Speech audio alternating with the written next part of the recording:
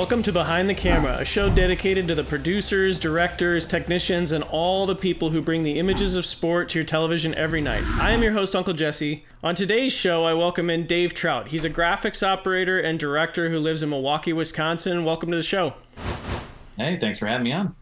So right now we would all be playing a lot of baseball. I got a notification today. I would have directed, I should be directing today actually as well. I would have already done a series and doing my second series. So in the absence of baseball, let's talk baseball past. One of your interesting moments was the Carlos Zambrano no-hitter. What was that like in the truck?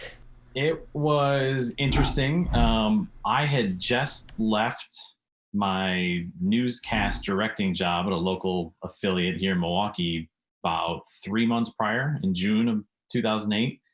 And in September, they moved the game to Milwaukee because of Hurricane Ike. It was supposed to be in Houston. So all of a sudden, Houston's the home team playing 90 miles from Chicago, which is the away team. So it quickly turned into almost a home game for the Cubs. It was a 2-game series, I remember. And quick threw the crew together in the truck. It was crazy because about, halfway through, it kind of dawns on you like, oh, nobody has gotten a hit yet. So now we start doing the whole clear the decks, get rid of all the promo, start planning for what happens. My font coordinator at the time was Mark Brady, who now produces, and he was font coordinating the Cubs. And all of a sudden, about the early 9th inning, he goes, hey, by the way, I got to go and get Zambrano if he does this for an interview. So bottom of the 9th, you're going to be by yourself. Okay.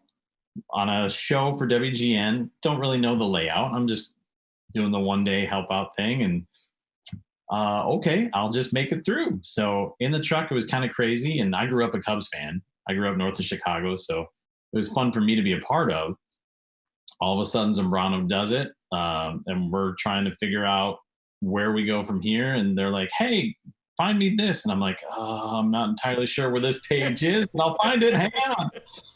So a little bit of a scramble, but a fun scramble nonetheless. Yeah, I imagine that was a lot of fun. I mean, I haven't done a no-hitter myself. I've come really close, and I've always wanted to do it because I know that I can't imagine the truck energy. It's got to be kind of puckered up. I think I've made it into maybe the 8th, and I know it's at that point every replay, everyone's definitely on edge. Yeah, it definitely. Yeah, you get that sense of, okay, this is now a higher version of a game that's just, it's baseball. But now it's got that level up and you're kind of, okay, no mistakes, keep it simple, try to figure out where you're going to go, what do you need? Yeah.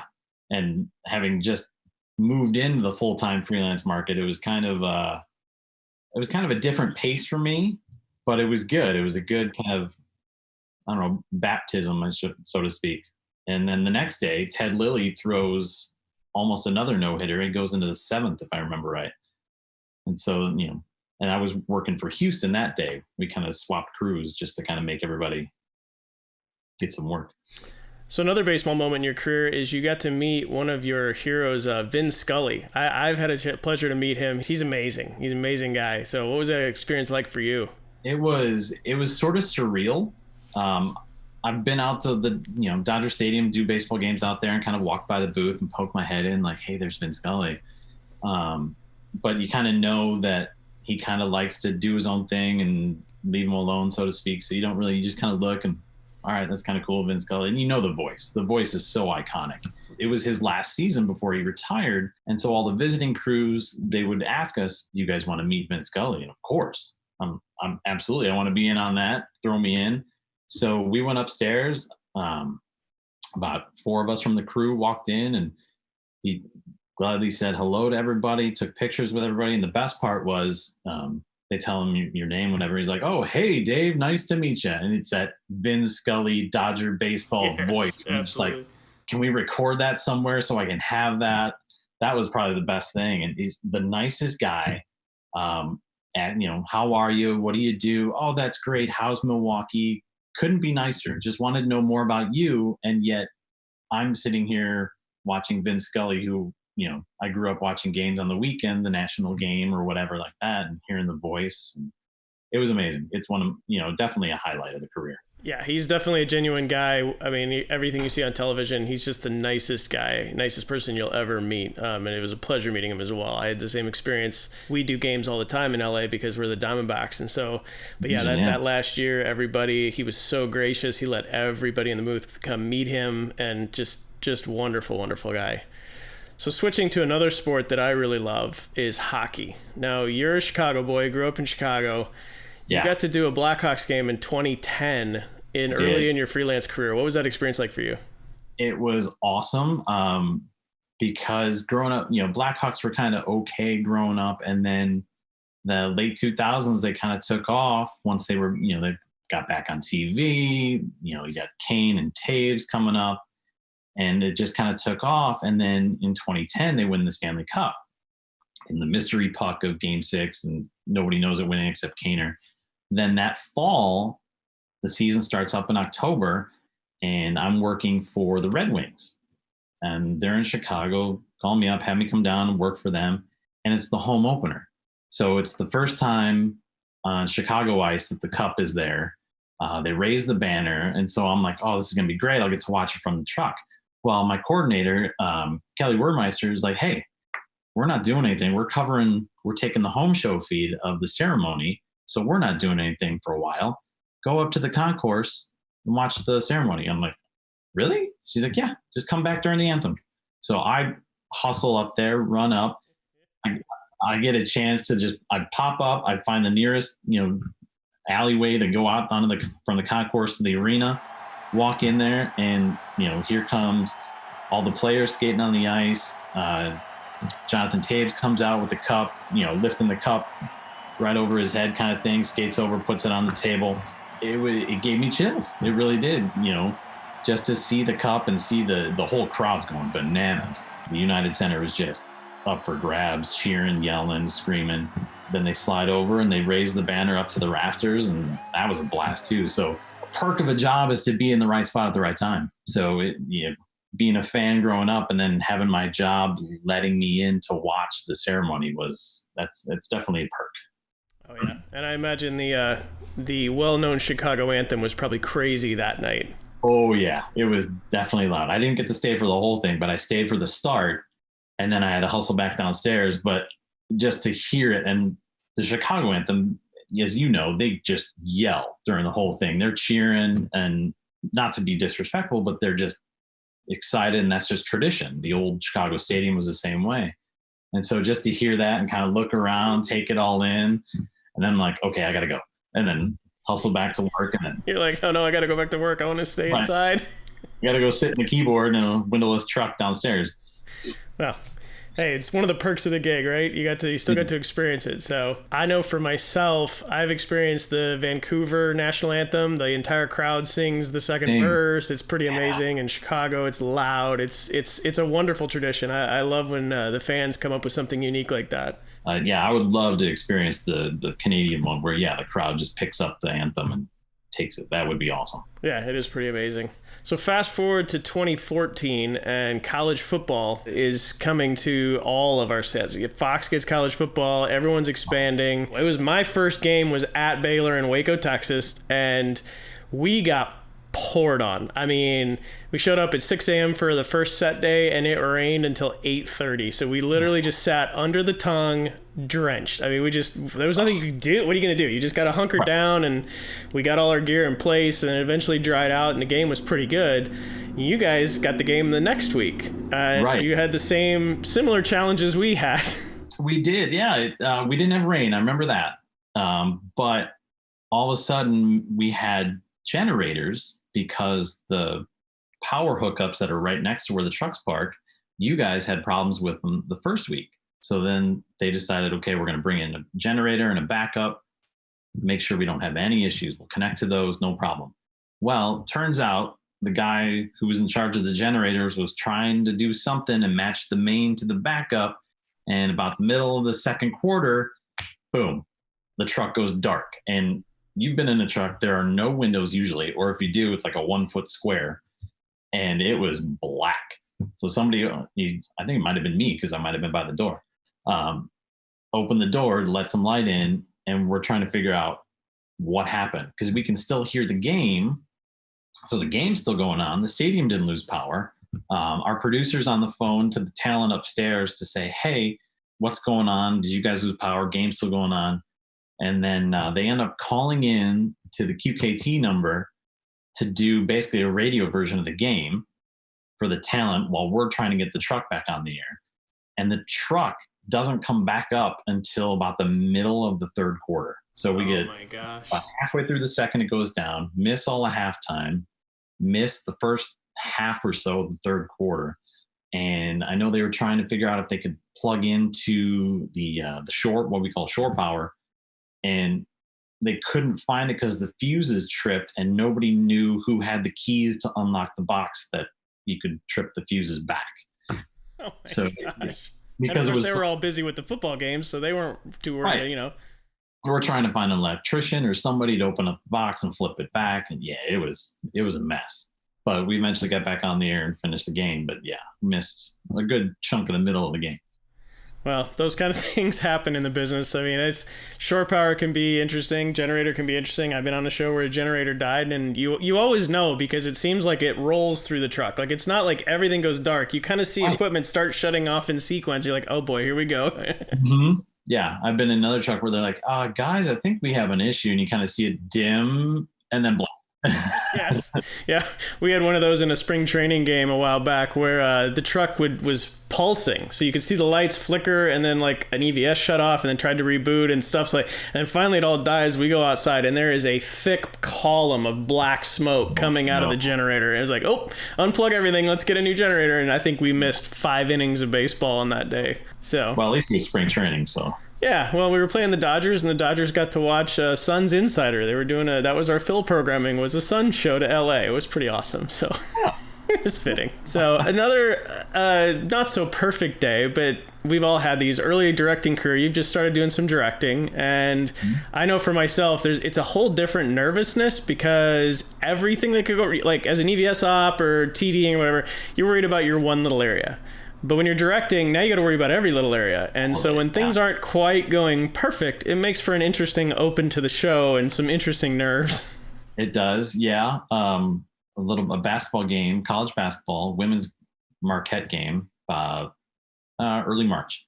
And we show up, call time's 8:00, show up to the truck, and they're still taking bins off the back of the truck. But it's not a full truck. It's what we call the horse trailer. So it's a smaller version for smaller productions.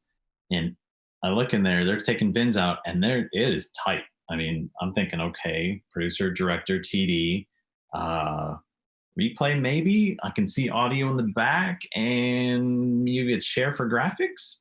Sure, and probably a video in there somewhere too. I'm like, okay, we're gonna be cozy right on top of each other, and we find out that it's the new Tech 3 Play is the replay machine, and she's like, hey, I can't start a session until I get all my footage uploaded, because if I start a new session after that, it'll erase the footage. I'm like, okay, that doesn't make sense. Doesn't seem ideal, yeah. No. We're like, it's a bad system, but it'll work. Okay, let us download a few more elements like front ends or that kind of thing. And then there was a melt. We're like, oh, we'll just download that. Well, the internet was super slow at the college and we couldn't figure out why. So we had to go basically sit inside the arena, have the SID come log us into their network so we could download the melt. Oh my gosh. It was still slower, but it was faster than what was out in the truck. So then we downloaded it to the computer, put it on a drive, took it back out, and we finally got things uploaded into the replay. And then that took forever. And then we're getting ready to start the show. And she's like, well, I hope the open's finished. We're just like, what? She's like, I think it is. It says it is, but I'm not sure. I'm like, okay, here we go. Oh, yes. I've had those moments where you're back in tape and they say, so is it good? I'm like, I guess we'll all find out together. Yeah, exactly. Yeah. You're about to find out. We're all going to find out together. Oh, my gosh. So, honestly, I think part of me enjoys those moments more. Like, that's part of what's fun about this business. I can count on one hand the number of perfect shows I've done. And while most people at home don't know, there's a lot of those moments that you just enjoy because you can tell those stories later and just, just laugh at what we go through every single day.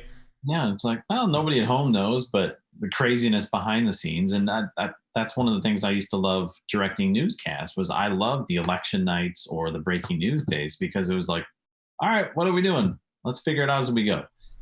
So I think that's why I kind of want to get back into directing with sports is kind of see how things go and kind of figure out as we go. It's the thing I love the most about live television, especially live sports, is you can plan all you want. It really doesn't matter because as soon as the game starts, a lot of times it just goes out the window and you're just following the puck, you're chasing the baseball. Best laid plans seem to get blown all to pieces a lot of times by the way the game goes. Right. And I was fortunate to do a couple innings of baseball 2 years ago. And it was moving quick. And I'm like, whoa. And just by where the baseball can go, what situations, who's on base, who's coming up. And it's definitely, it made me realize why it's the hardest one to direct because even those 2 innings was just, whew, okay, that was fun, but holy smokes, that was tough. Well, I think it's the thing that's deceptive for people at home who don't know is like bowling is probably one of the hardest sports I've ever done as an EVS operator. I mean, it just flies. And sitting at home, it doesn't seem like it's a very quick sport, but volleyball, bowling, baseball, they're probably the hardest sports to do because the side out happens so quick. In baseball, like you said, there's 6,000 outcomes when the ball is hit. So you can't go through all those scenarios in your head with runners and everything. It's probably the thing I love the most about live sports television is the chaos, is the, flying by the seat of your pants. Yeah, organized chaos I've used that a ton of times to describe it. All right, so I'm going to finish on your favorite moment in 2019. You got the pleasure of doing a sport that many in the States aren't as familiar with, but I can tell you every time I go to Canada, all you see on TV is curling everywhere. It doesn't matter. There's always some curling tournament going on somewhere. I've lost some of my best TDs on a regional show because they're off doing a 2-week curling tournament. So you got to do curling in Denmark in 2019. What was that like for you? I did. I basically stumbled onto it earlier in December of 2018. The coordinator for the Toronto Raptors passed my name along to a guy in Vancouver looking for a graphics operator. And basically it's like, hey, he's in the States. Does he have to be Canadian? No. Well, he's in the States and he's a curler. So I curl at the local curling club here in Milwaukee, the Wauwatosa Curling Club, just actually out by Miller Park. And so I've been involved in the sport, but I've never got to cover it with TV. And so now they kind of merged together, which was fantastic. So I filled in for like 4 days in Omaha. And then they're like, hey, it was great having you. Thanks for filling in. Hopefully we'll get to work with you sometime down the line. And then early March, they call me up. Hey, are you free to go to Denmark in 2 weeks? I'm like, wait, what? Huh? They're like, yeah, the Women's World Championships are in Denmark. Our guy can't go. He broke his leg. He can't travel. So they have 3 guys. One of them can't go. We need another guy to fill in. Okay, how long is it? Oh, it's about 10 or 11 days. Yeah, and I have the beginning of baseball coming up at the end of March. I've got Bucks season wrapping up. So I'm like, okay, let me move some things around and see if I can swap out. Turns out that I was able to, and I ended up going to Denmark for 2 weeks, almost 2 weeks. And basically covering curling, which was a blast. Basically a sport that I watch normally here in the States. So I'd be watching the women's worlds on my computer, but now I'm actually going to do it and getting paid for it. So it was great. It was a little different. It's super easy. It's basically a world feed. So basically I sat back and was like, wait, I don't have to come up with like player stats or a full screen bio about somebody and looking into past stories. And it was just, you cover the sport and that's it, which was kind of refreshing. But it was a blast to combine my love for curling and my career in television sports and put those together. And this year I was supposed to go back and do Worlds again in Prince George, British Columbia, and also over in Glasgow, Scotland, but those were canceled because of the situation we find ourselves in now. But yeah, so hopefully it'll continue into the future, but it was kind of, I stumbled into it and absolutely love it. That's so much fun. It's always great to be able to do your favorite sport. Like I grew up loving baseball. So the first time I got to sit in the chair and direct a game, it was like, okay, this is amazing. And then the ball was pitched. I was like, oh my God, what did I get myself into? Yeah. So, but yeah, so congratulations on all your success. It's fun to see you in the director's chair as well. I know I've gotten a chance to work with you some. You filled in with us with Diamondbacks, and Yeah, it was a blast. yeah, we had a great time. Stay safe during this time. Hopefully we'll be doing sports again soon. I mean, who knows? Who knows when it'll start? But yeah, thanks for having me on. And yeah, it's a blast, and I'm sure we'll catch up down the road at some stadium somewhere. Yeah, absolutely. Well, that's part of the biggest reason I want to get back to sport is I want to see everybody, not through a Zoom meeting. So. Right. Exactly. Yeah. Actually catch up in person. Exactly. Have a great day. Thank you for coming on the show. You bet. Thanks for having me. To watch past episodes or for more information on today's show, visit behindthecamerapodcast.com, and we'll see you next time.